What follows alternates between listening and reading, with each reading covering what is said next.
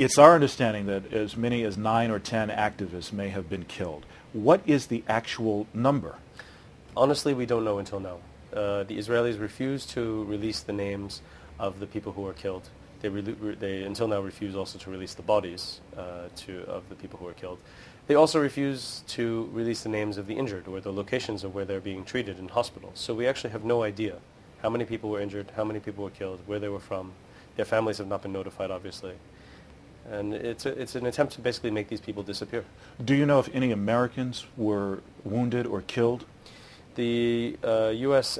State Department has said so far that the information they've been given by the Israelis is that no American citizens.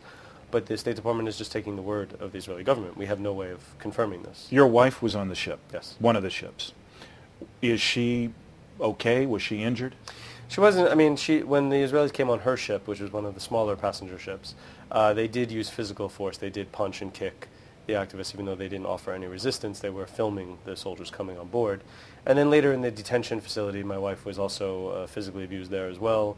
And even today, when she was being escorted out to be released from the prison, a police officer elbowed her in the face. Can you describe what happened on board these vessels from what you've heard from the people who were there? We've all seen various dueling video clips. What's your take? On the ship with the video clips, because we had live streaming video on that ship only via satellite technology, we were broadcasting at the moment the commandos came down, and we had journalists from Al Jazeera, from Press TV, from some Turkish channels, talking through what was happening live. And they said, and you could see on the video, Israeli commandos shooting as they came down on the ropes and attacking the ship. The videos that were showed from the Israelis and some of our video from later on during the assault showed that after, indeed, at least one person was killed and others injured, some of the activists on board did pick up clubs and start to try to defend themselves. Do you stand by reports that the Israelis instigated the violence when they stormed the ship, firing tear gas, electroshock weapons, and rubber bullets? And also, it should be said, live ammunition. They came on board shooting all of these weapons at our activists. They've done this, this is not the first time that they've taken our ships. They've boarded our ships before. They have used physical force on our ships. On a Lebanese cargo ship that was brought by activists just over a year ago, live ammunition, rubber bullets, and sound grenades were used against the passengers on that ship as well, who offered no resistance whatsoever, as commandos descended from helicopters. If you know you will be greeted with this kind of response, why continue to do it? We've had 9 missions to Gaza. 5 of them actually arrived in Gaza, at the shores of Gaza, unimpeded by the Israeli military. 4 of our missions have been stopped in different ways.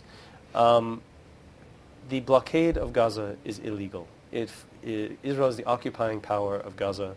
To blockade the Gaza Strip, by any occupying power, blockading its territory that is under occupation constitutes a form of collective punishment, which is a war crime according to the Geneva Conventions. The international community has all denounced the blockade. Even President Obama has called for the lifting of the blockade and the delivery of humanitarian aid. But words alone are not going to change Israel's policy. We need to expose it to the world. We need to break the blockade. I wish that Free Gaza didn't have to exist. If there was just one government that would send one cargo ship with its own goods and state to Israel, this is a government-sponsored cargo ship from France, from Belgium, from the United States, I guarantee you the Israelis would not stand in the way of that ship and the blockade would end. Was your main point to deliver humanitarian aid or to run the blockade and make a point? It's both. Israel has established a blockade and limited what items are allowed into Gaza, what basic foodstuffs, reconstruction material, medicines. Israel has made humanitarian assistance political by virtue of its blockade. We are challenging the blockade and delivering humanitarian aid at the same time. Israeli authorities have displayed knives, what appear to be metal rods and sticks. They say we're on the ship or ships and not part of any legitimate humanitarian cargo. What is your reaction to that? Like I said, the passengers did grab what they could to defend themselves after the Israelis had already attacked other passengers, including killing one. I don't necessarily condone this type of action on behalf of our passengers. I wish, honestly, that they hadn't. But at the same time, I can understand how in a circumstance like that where shooting is random, where you have the ship being stormed by hundreds of soldiers, that somebody might decide to try to protect himself or protect somebody else. I understand another cargo ship is being dispatched to challenge Israel's blockade of Gaza and is expected to arrive early next week. Is that a wise move under these tense conditions? There's been, unfortunately, some incorrect information about that ship. It's actually still in the Eastern Mediterranean. It is not yet approaching Gaza, and we are planning on another mission. We are strategizing now. As you can imagine, developments are unfolding, and we're assessing what is the best time to send that ship. But at the same time, we're also starting to receive offers of people willing to donate more ships. So I think we will not only have another cargo ship going, but quite likely another flotilla. If yours is a mission of mercy, why run the blockade? Why not just have the Israelis inspect it and say, yes, it's medical supplies or it's food, humanitarian aid, and it will go through? Because it won't go through. It's not just that Israel is looking to allow in only humanitarian supplies. There's a limited list of between 75 and 80 items that Israel permits into Gaza. Basic food and basic medicines. Nothing more complex than that. Certainly no machinery. Not any kind of machinery for Gaza's hospitals. Not the kind of machinery that's needed for fixing Gaza's water systems. Not the kind of prefabricated housing that we had on our ships. Most of the goods on our ships are clearly humanitarian in nature or reconstruction in nature. Virtually not a single one of those items would have been permitted into Israel. So this line that Israel is giving to the world, that just give us your stuff and we'll deliver it for you, is bogus. The United Nations has consistently called on Israel to open up Gaza, to remove this ridiculous restriction that it's placing on Gaza and allow in all the kind of items into Gaza. But more importantly, let me just state, this is a question also of fundamentally of freedom. Palestinians in Gaza are inherently unfree because of the occupation and the blockade of Gaza. I don't think that we should be struggling for a world where we tell people, we'll struggle for you only so that you can barely survive with humanitarian aid. Our struggles need to be for the freedom of all people. Now, you have come to talk with me, and it should be on the record that you set no preconditions. I certainly wouldn't have agreed to them if you had. Neither would I. And you are here willing to answer any question I have. Absolutely. You have been called a pro-Palestinian activist. You've been called a Jewish turncoat, even a Jewish Taliban. Yeah. And this is not the first time you've heard these words, but it is the first time I will hear personally from you your response. These are harsh words. These are harsh words. Anybody who dares to stand up and speak out for the Palestinians, whether they be Jewish or Christian or Muslim or Buddhist or whatever, the more you do it, the more you speak up and question the logic of Israel's control and occupation of the Palestinians, the more likely you are to be tainted or targeted with these kinds of smears. The attacks against me are something that I can live with in terms of these words. It doesn't affect me or my work. They're all totally bogus. I think my record and my actions are clear in what I've done in my life, that I stand up for human rights, that I stand regardless of skin color, regardless of race, regardless of religion. I've been an activist on Palestine. I've been an activist on Darfur. I've been an activist on Iraq. I've been an activist on Afghanistan. I've been an activist here in the United States when I was younger, marching just a few blocks from here for the plight of the Russian Jews under the Soviet Union, calling for their freedom. Why do you think you engender in some quarters such a repulsed response to bring them to use such labels for you?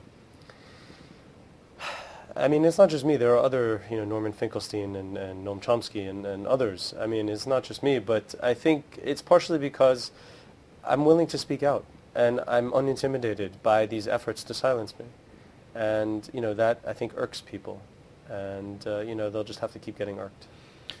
Israel says they offered to inspect and truck in the cargo. Is that true? And if so, would that not have avoided this horrendous loss of life? It's not true. We did not receive any such offers by Israel ahead of time.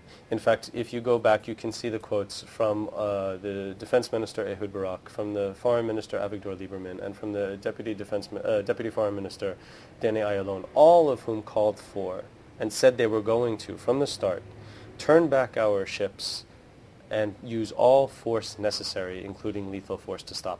This is a preemptive incitement against our mission. And for some reason, Israel seems to have forgotten that it was making these statements just 2 weeks ago and less.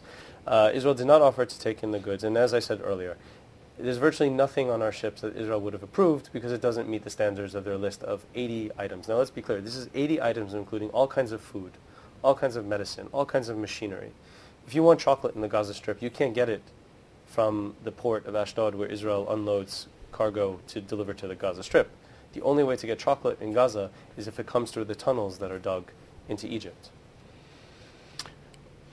You may agree that all blockades have endings. The Cuban Missile Crisis, the Falklands War, there was a blockade that ended.